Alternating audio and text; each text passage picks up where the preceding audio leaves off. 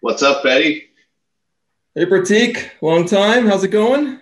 Can't believe it's December already. It's been a while since I've seen you in person, but I guess this is as good as it gets. This is what it is. This is what it is, my Yeah. friend. Am I Yes. am I am I allowed to use the word the new normal, or is that going to upset people now because it's been abused so much? I think it's just normal. We're in. Yeah, yeah. This is normal. Yeah. So let's start talking. Let's try to help people figure out how to spam their customers better. I think that's what they came here to hear. Absolutely, absolutely. Like nothing Definitely. better than that. But, we're talking about the new normal. We've been working from home. You've been lucky enough to go to the office a few times every now and then. What are you watching on Netflix these days? Oh, I just finished a good one. Yeah, you got it. Modern Family. What about you? I watched like Peppa Pig and a lot of kids stuff. That's Can't some get of the enough of Peppa Pig. some of the benefits of being locked up with your kids. The topic for us today is how to spam your customers better. And for some reason, as soon as I thought of that, I thought of Netflix. Because just before this call, I was looking at my phone here and I got an email. Some show that I started 2 weeks ago. I got an email. Are you still interested? Are you still watching? I mean, you're a SaaS company. You've got all the analytics to your app. You can see I have been on Netflix, but I've been busy with Pepper. So, of course, I haven't been watching that other show that's meant for grown-ups. So that's a good example of how to spam your customers. I mean, if Netflix hasn't got it right, then I'm sure a lot of the SaaS companies that are watching this, a lot of tech companies, a lot of companies in our space that consider themselves, SaaS companies, I think they haven't got it right either, which means they are spamming their customers, whether they know it or not. What do you think? Do you feel intimidated sometimes by Netflix emails out of all things? I never thought of it that way. That is true. I automatically delete all my Netflix emails because figure I'll just get online and they'll tell me what I got to watch. And you're absolutely right. I mean, when we talk about spam a lot. At least it's one of my favorite subjects. And I think how would you? Well, first of all, I don't know if everybody that's listening here knows the small company that you work for. That can you tell us what company you work for? I happen to work at a company called HubSpot. Sure. One of the best places to work in the world. Heard of it. Absolutely love it. I look after the Middle East and Africa market. I work with, growth strategists like yourself. I work with a lot of startups, a lot of direct, large companies. So pretty much everything from a startup to a large government enterprise would be something I would have worked with. And I can promise you, it's the blessing of spam is omnipresent. There's no escaping that. So sometimes it's conscious, sometimes it's inadvertently goes into the UX, goes into the product design, but it's there pretty much everywhere. Yeah, so that reminds me how I know you, right? We happen to be a partner of HubSpot, and I think it's fair to say that we were the first partner in Israel. So as HubSpot, I think one of the terms and conditions is that we're not allowed to use HubSpot for spam. So can you what does that mean? What is that? Give me the definition of spam. What does that mean? So there's different kinds of spam. I mean, the most common one, considering the audience that we're speaking to today, obviously the most relevant one would be email that we're all quite familiar with. I'd say there's a lot of in-app spam as well. So for example, what's the name of your company again? Penguin Strategy. No, so, see, I interrupted you. That's exactly what happened to me. You're trying to do something, trying to click something, and just before you're about to do it, suddenly something pops up out of the blue. And that's in-app spam. I mean, you call it an interrupt. We used to have that back in the day, working in our Windows 95, those 5 million pop-ups on a website. It's just evolved into something in-app now. It's still spam. So I'd say that's pretty common as well. I think some of the smart businesses have figured out a way not to do it, but every now and then you get an app, and especially if you're a startup, if you're a SaaS company that's looking to scale, I'd make sure I pay a lot of attention to what my user experience is. So you can give it any fancy name. You can call it user experience, buyer's journey, whatever you want to call it. It's pop-up spam. And then I guess some of the more traditional companies like your utility providers and your gas and water companies and stuff, even though they get an app, even though they try to SaaSify some of their operations, they would end up sending you SMS spam, which again is probably not that common in tech, but we all get text messages every day for a lot of things we shouldn't get them for. So those would be the top three ones. The fourth one is a bit subjective. I'd say web targeting. So correct me if I'm wrong. If I'm on your website looking for a job, I'm on your careers page, but I've still visited your website and you start retargeting me on Facebook because I was looking for a job and now you treat me like a customer. You're spamming me with stuff I don't want to buy. I really went there to work for you. I don't want to buy your product. So that is kind of a spam for me. I'd consider that spam. So these four would make up of 95% of the spam, I'd say. So what do you think? Do you think? Yeah, I think that's exactly it. I think people think spam, they right away go to email, but it's anytime you're interrupted or given information that's not at the relevant time, or you haven't given permission to get it automatically, I think, especially today.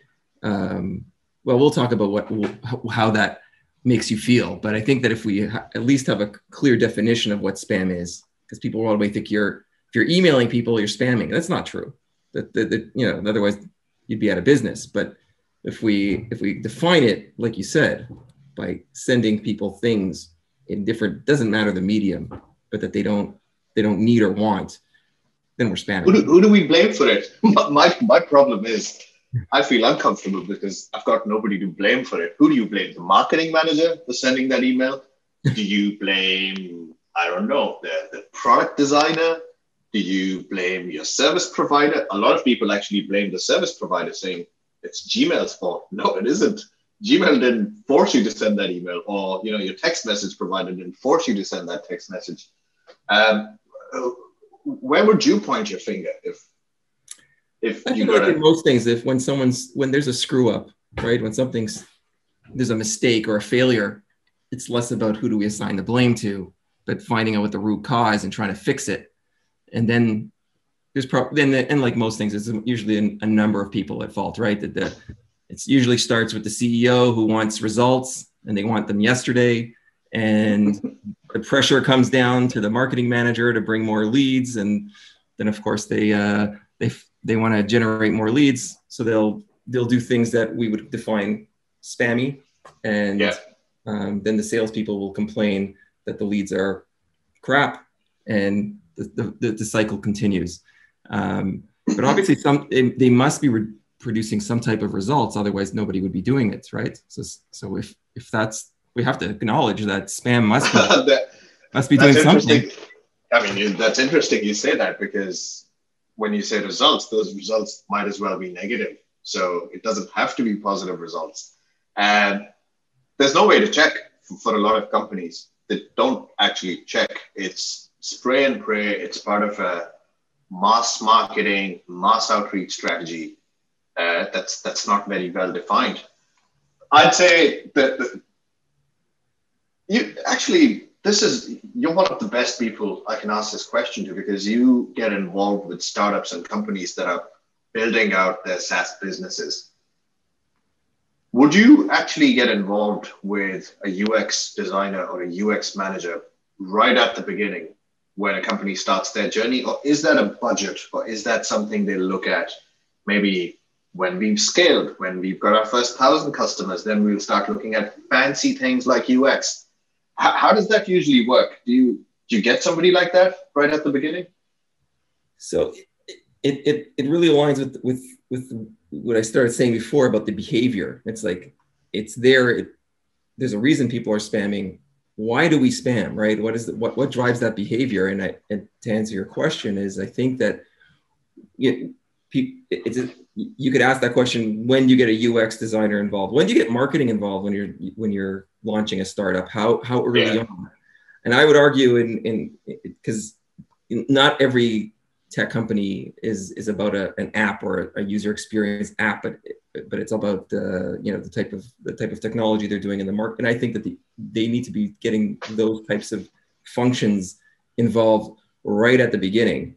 And it doesn't have to be an agency. It doesn't have to be something super fancy, but they need to have some marketing thinking or the end user experience, because at the end of the day, companies that are growing the fastest are the ones that have the best user experience. The ones that, if we really define that, what does that mean? That they have happy customers. Customers are happy when they enjoy using your product, or when they enjoy the entire interaction, the customer experience. Because I can tell you, if I'm going to give a compliment to HubSpot, when we started working with HubSpot 6 years ago, it's going on 7 years, HubSpot was not the best product out there. I wouldn't even say it had the best user experience. But the one thing they've had always is the best customer experience. And so, that bred loyalty to an extent that I can't imagine. I couldn't imagine what was happening today, where it's almost like a movement. And I think that that's something that the companies don't think of early enough in their processes, that experience, the customer experience, the user experience, and that comes from proper thinking up front. So that actually reminds me, you're talking about a good product, and I have an absolutely fantastic example here. My son yesterday was watching YouTube. Obviously, he's a child and he was watching something that a child would watch. But the ad that was played just before the video began, or I don't know if it was in the middle of the video, was for stockbroking. Open your account, pay a couple of dollars and you can start trading stock. And I mean, I appreciate that as somebody who really wants their children to learn stockbroking. I think it's great. Maybe he had a couple of bucks. Yeah. So, but I think he's just about 15 years away from that. So who would you like, thinking and looking back at it, who would be responsible for that? Would it be the guy who's retargeting, the marketing person? Would it be, somebody in UX who decided to put this ad somewhere without thinking? Or would it be something that I did? Maybe, look at a stockbroking site and use the same computer to have my children watch YouTube and become subject to retargeting. So again, I'd say UX needs to come in very, very early. As somebody who's part of the marketing ecosystem, there's something called buyer's journey that literally, I think pretty much everyone who's on this call knows what it is. I'm not going to bore you with what buyer's journey is.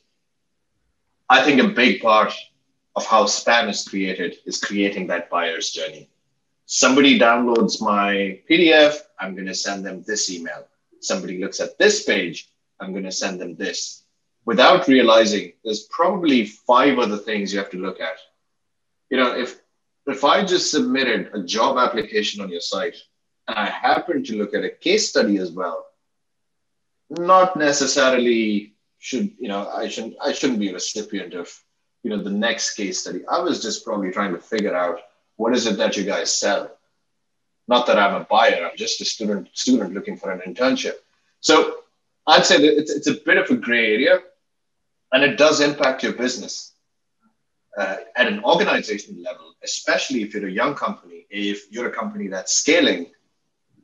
If you have a very finite, very limited set of customers or target accounts that you can reach out to, once you've spammed 10% of the employee base of that company, you're going to be marked as spam in that organization's email server. You're basically closing doors on your business. You don't even know. You're probably giving a medal to your marketing manager or the sales guy saying, what a fantastic outreach. Everybody opened their email and subsequently marked you as spam. And now you can no longer do business with them. So how do you kind of justify that? Because obviously emailing and target accounts is a big part of business acquisition. So obviously the number one impact would be, I call it closing doors. So you're closing doors on potential customers if you're spamming too much. The second, going back to Netflix, is Netflix actually might send me an email in a couple of weeks telling me I can only pay half because of some promotion or some VAT reduction. But I'm not even going to look at that email. The same way you just delete, Netflix, sure. It's just reminding me to watch more. I watch 14 hours a day and they're reminding me to watch more. Sure. So you just delete your email straight away. So the big disadvantage is that your actual meaningful messages are getting drowned in all the noise that you're sending, out the customer's way. So there's no way someone's going to build specific folders in their inbox purely for your company's email and distinguish between important and non-important. They're just going to look at your brand name, your company name, sure, delete, or it already goes to promotions because the new spam filters are so strong. So how do you envision we come across that? Because a lot of times you do have to send a lot of emails. So what's the way forward here? I think if we take a step back, you start talking about the impact, but I think we really need to dig in to what's causing the behavior. And I alluded to it before. It is the unbelievable pressure to scale. Just like sometimes the right thing to do is counter to logic. Doing the wrong thing is sometimes counter to logic, but it comes from a place of it comes from somewhere. And this, we were just talking to a customer who had, decided to do digital marketing. Yes, there are technology companies that have never done digital marketing before Corona, and they want to get started really quickly. They've got, no assets on their website. They've got no database, but they want to generate leads. And so, and logically to them, they know who their target audience is. I can see them on LinkedIn or on database YXZ, where you can buy lists. Mm-hmm. Let's just go grab a bunch of emails and let's email them. It makes sense. Tell them what we do. Tell them how great we are. And everybody's happy because they're going to respond to our emails. They're going to buy our products. Marketing is going to look great. Sales is going to have leads, and CEO is going to be happy with money.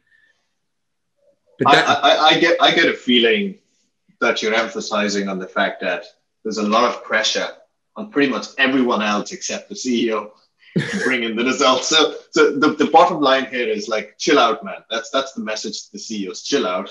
It's not a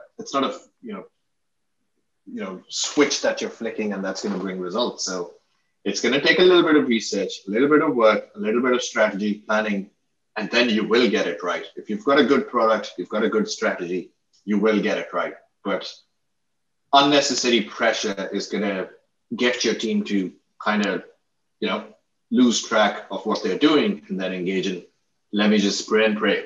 Let me just do one size fits all stuff. And you just said a word that drives a lot of leaders crazy, which is strategy, right? They say, "Oh, don't get me started on the strategy. I got to pay someone to think." That's what they think. And I was just doing a piece on this. So maybe I'm obsoleting something I'm about to write or talk about it in another video. But if you ever looked up the word strategy in the dictionary, it basically means planning. You're planning for, to achieve some type of goal. I don't know that maybe that's not word for word. And it got me thinking, I think we need to change that word. Don't tell people we're going to do strategy. Because imagine if you take it to, I don't know if you ever built a house, right? House strategy for a house is like blueprint and project plan. Yeah. Yeah. We want to go out and build a business. We want to get more leads. We want to sell more, and we want to go out there without a plan. So let's call it planning. And then I've noticed when I even use that word, then but nobody wants to be called the chief planning officer. They want to be the chief strategy officer, of course, but it sounds much more significant. So I agree that we need to, the behavior is driven by this thinking that we need to do, but we need to plan. I think that is the antidote for this. Well, as long as nobody wants to be the chief spam officer, I think we're all on the same page. I haven't seen that. CSO. CSO is about to get a whole new meaning. So I think we've kind of, we've danced around the problem. I think we clearly know what the problem is. We've all been victims. We've all been, complicit in it. So what are some of the solutions that you think might work? So I have an idea, and this might be too bold or brave, but there's two schools of thought.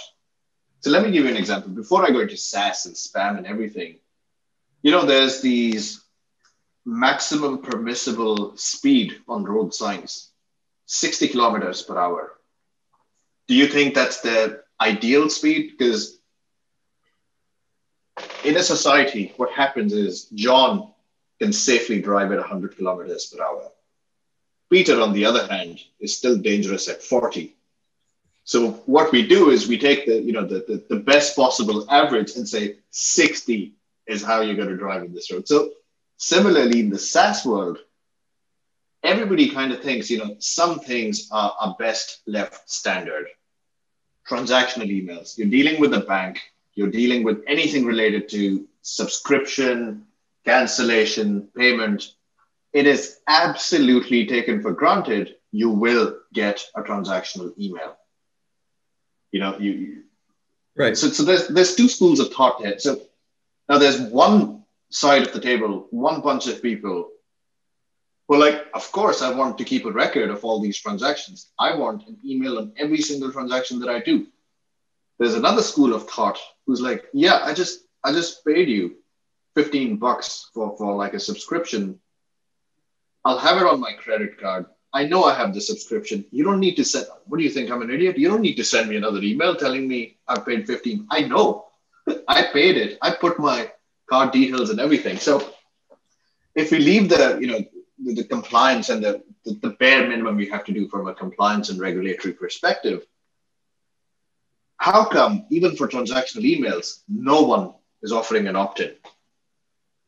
I can guarantee you, if I had an opt-in for literally half the services that I use, I'm going to opt in fine. If I'm paying for it, if the process involves me putting in my card details, paying for it, or me placing an order on the phone, I don't want a transactional email.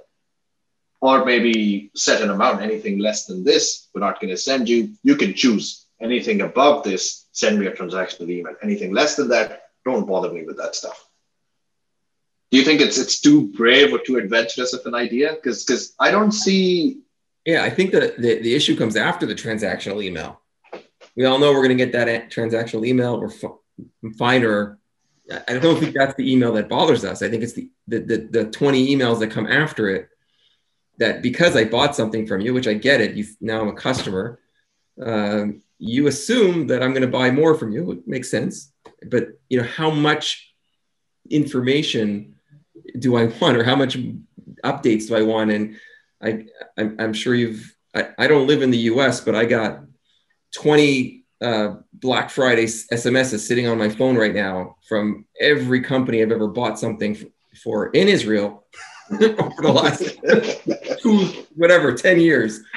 I mean, geez, I don't even have babies. Why do I need Black Friday diaper bonus, whatever, it's and all these big companies, small companies, all sizes. It's from the local bakery, all the local bakeries having a Black Friday sale. I don't know. maybe the baked items have gone bad. This big supermarket chain, the bike shop, wherever, like I said, anywhere that has my phone number, and a lot of places that don't have my phone number are all sending me, the text messages. And it's, that's where the problem comes on top of it. So I agree with you that it starts from there, but it goes downhill really quickly. And I'm of a school of thought that, you can never get to the perfect world, right? It's the same thing when I'm trying to build a company. You want to build a perfect company that has the perfect training system, has the best user experience. But even though you're not there, it doesn't mean you stop trying to get there. And I think that we don't do that with email or with any kind of communication. I think in the perfect world, you'd want that every time you send out a communication to your customer, they're excited to get it. Yeah. I bet I'm going on a limb here. There's probably a company or two out there, or even they may be a blog or whatever, that every time they send you an email, you're excited about it. You're like, I want to read that piece of content they're sending me. That to me is the ideal that we need to strive for. I'll let you talk while I. Yeah, no, you spoke too much about spam. That's what happens. Yeah, no, I agree. And I think the solution to that is pretty simple. Like we're looking at more complex stuff, like how do we eliminate in-app pop-ups, or how do we reduce it, or how do we reduce our transactional emails? But at the same time, reducing emails from the regular cross-selling, upselling, nurturing emails, as we call them, is pretty simple. I bet most of the companies that sent you those Black Friday emails aren't even looking at their engagement rate, that the fact that you haven't opened those emails in the last 9 years, but they nevertheless decided to go ahead and complete a decade of spamming you. So essentially, this year as well, they're like, why stop short when you can complete a decade? I think that solution is pretty simple. Maybe depending on the size of your business, the nature of the business, the product that you're selling, the persona that you're sending emails to, maybe 3 is a cutoff. If the last 3 have gone kind of unnoticed, nobody's paying attention, stop it, cut it out, move to somebody else, or maybe give it a pause for a year, try another channel, try and disqualify your lead. This way you're actually doing something meaningful with that lead and with that contact. So I think that's pretty straightforward. The second idea that going to the app world, a lot of companies, especially in the tech segment and growing SaaS companies, they've got an app. How about still send them emails or messages? How about a dedicated inbox inside your app rather than an email? The big question, every app owner keeps talking about adoption, usage. What better way to keep all your communication in the app? So again, instead of doing it, because I'm sure there's a way, every company has one way, check your account status, your statement, whatever. It's in there in the app anyway, but you still send an email. How about do something revolutionary? Just, be a different player in the market and have everything in an inbox in the app, and make that very clear at the beginning in your terms and conditions. Promote that on your social media. Worried about not hearing from us? Log into your app. It's all there. That could be a social media campaign. So again, a strategist might recommend that, but a lot of CEOs don't want to talk to somebody who does strategy. So I'd say increase the adoption of your app, put everything in the app, or give people, if you think it's too bold of an idea, or you still want to do the conventional stuff, maybe give people an option. And in 6 months, see how many people sign up and say, absolutely perfect, love it. Keep all my communication in my app. I don't want emails from you. If you've got 15% or more that sign up for it, there's a market for this thing.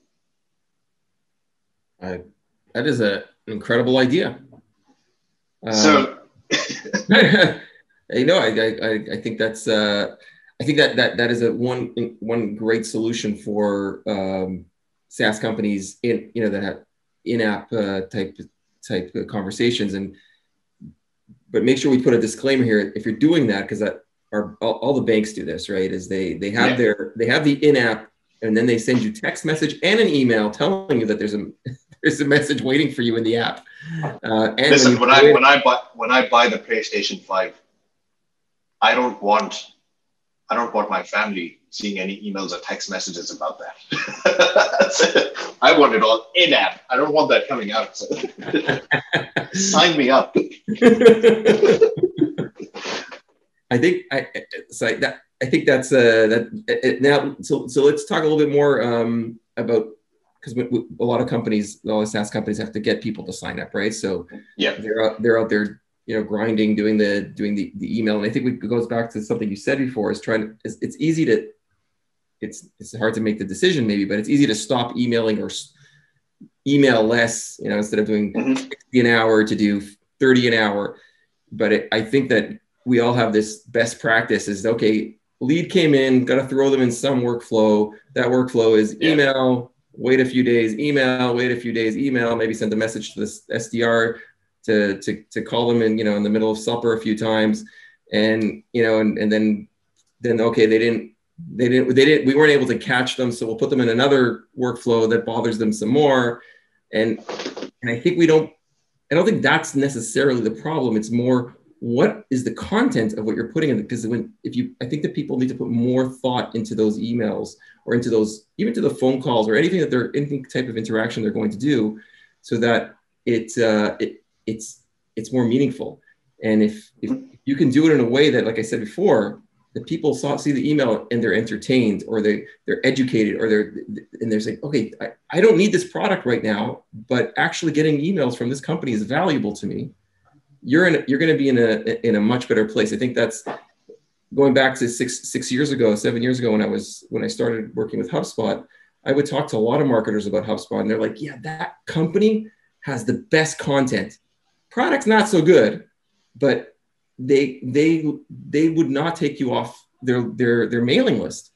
I'm sure there's always what to be improved, but they and of course the products come, all the way, from then. But that to me, that's a classic example of even people who don't like particularly Apple, but the communication that you get from them is inspiring. Their ads, you enjoy watching them. I mean, people still go back and watch the ads. I don't know if you remember when they had the guy come out of the box, the Mac and the PC. I don't know if you've seen those.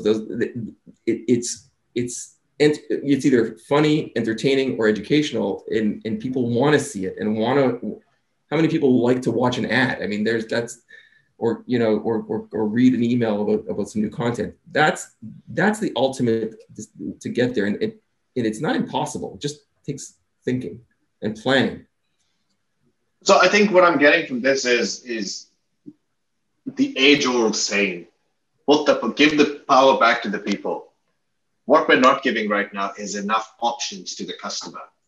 I think it's back to the basics. Customer is king.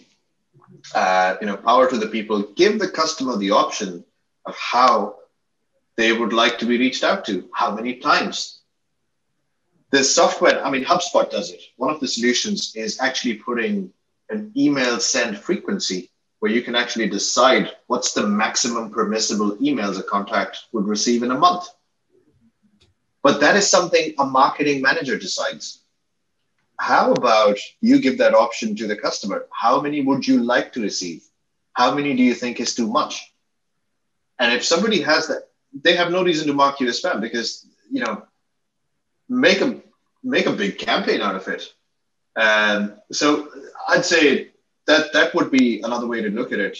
So I'm guessing the two things we've kind of looked at here is the message for the leadership, the CEOs and the policymakers at companies is relax a little bit.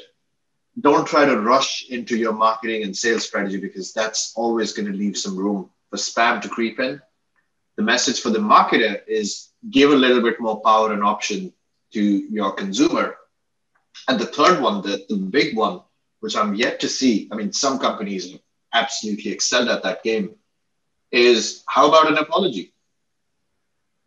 If we're talking about retargeting, how many people, once somebody unsubscribes or marks you as spam, you all have access to that list. We know you have access to who's bounced off and who's unsubscribed and who's basically sent a nasty email saying, never contact me again.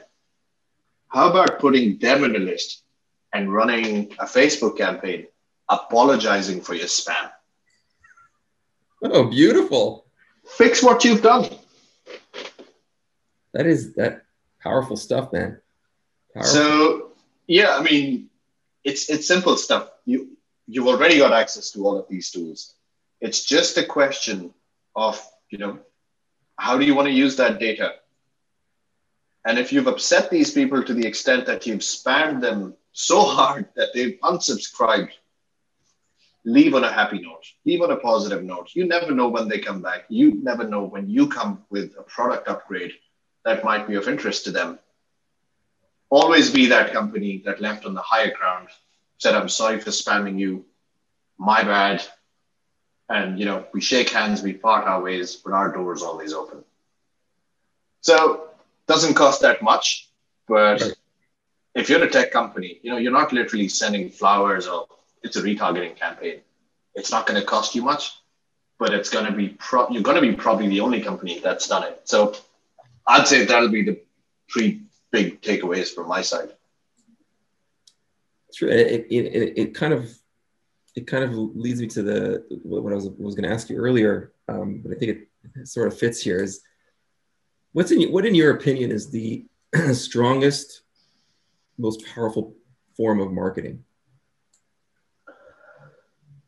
I think there's absolutely no question about that. It's word of mouth. That's it. If I see that. Did I ask you that question before this? You hit it on the head. Believe us. You hit it on the head. I mean, if I see an apology saying you unsubscribed and we might have crossed the line with emailing you, I'm talking about that.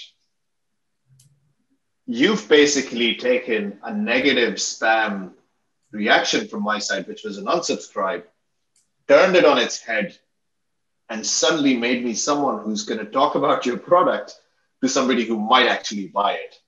So there you go. And I think there within lies the answer when we talk about what some of the solutions are. I don't like the word best practices because then it says, okay, let's write down what he says and let's do it until somebody cries. But a workflow for apologies. 5 more emails apologizing. But I think if we think about it, and if word of mouth really is the most powerful kind of marketing, and word of mouth is not just your customers, but it is a big part of it. Yeah, it's anybody who's touched on you as a company or as a person that works at that company. Then, if we think of that first, it'll solve a lot of the problems. If I think that if what I'm about to do is going to do something negative to the word of mouth marketing of this company, then I'm going to think twice, and I'm going to do something else. And there's a lot that we can do, and that is a great example. I didn't think of that one. Doing the apology, turning something negative into a positive. But there's other things that we can do, and I think that absolutely all we think about are net new leads, and that pressure when we should be thinking about what can we do to increase the word of mouth, which is something that is, I have some ideas around it, but I'd love to hear, what are some of the things that you think that can be done to increase word of mouth, especially to a young company. Let's talk about this young SaaS company. It's got 2 customers. What kind of word of mouth? What can they do? Actually, I'd like to go to my favorite example in word of mouth would be Mercedes-Benz. That's a company that's starting from nothing. Yeah, maybe not from starting from nothing, but yeah. I guess any kind of company that's building a solid product that's built on quality, it's easy. So, a good example is Mercedes-Benz, because if they come out with a 2021 coupe convertible edition, can I afford it? Absolutely not. Do I want it? Absolutely. Do I plan to buy it in 2021? Maybe not till 2025. But will that stop me from talking about it and sharing its images and posting about it on social media? No, I'll be all over it. So even though I'm not the customer, I'm not the target customer, I will do their marketing for them free of charge. My friends and family are going to be subjected to images. One of them might actually be able to afford it and buy it. And I think that flywheel kind of needs to spin. And don't just look at the lead. The lead might actually be somebody who's under pressure to prepare a list of providers to present to his boss. He might actually not be in the mood to buy something. Rather than that, look at people who are in that space, who are interested, and could be good evangelists and do word of mouth for you. And that comes through personal experiences and it's a whole different ballgame about personalization and relevant marketing, but it all starts at the right channel of communication. If you've spammed them, apologize.